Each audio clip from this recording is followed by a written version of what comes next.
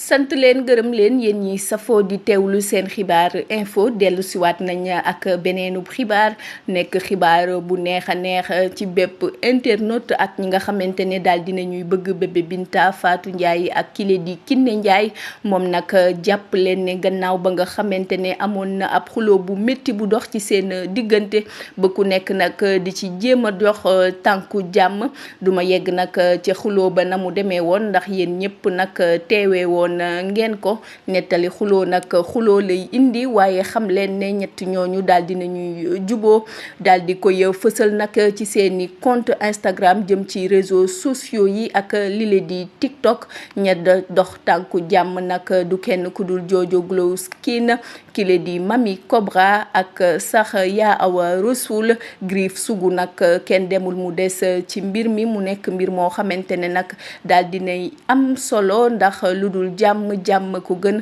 rawatina ñoo xamante ne nag dañuy ànd di def seeni vidéo wala sax seeni publicité loolu nag taxoon na ba internet yu bëri nag di ci dox tànku jàmm di indi ay message wala sax ay témoignage ngir jàmm mën a dellu siwaat ci diggante yooyu le fi mu tollu tembe nag loolee waral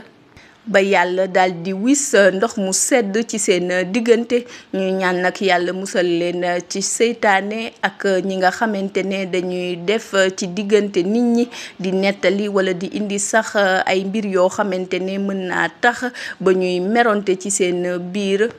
moo tax ngir fësal juboo boobule ñu daal di defaat ab rencontre def ay photo daal di ànd longo nag booloo nekk benn ñu ngi ñaan nag yàlla daal di leen jàmmal te dëgëral seen diggante ba loolee bu mu mës a ñëwaat ci ànd bu rafet boobu nga xamante ne internet yeeg nekk ñi nga xamante ne ñu ngi ci réseaux sociaux yi ñëpp a koy bégee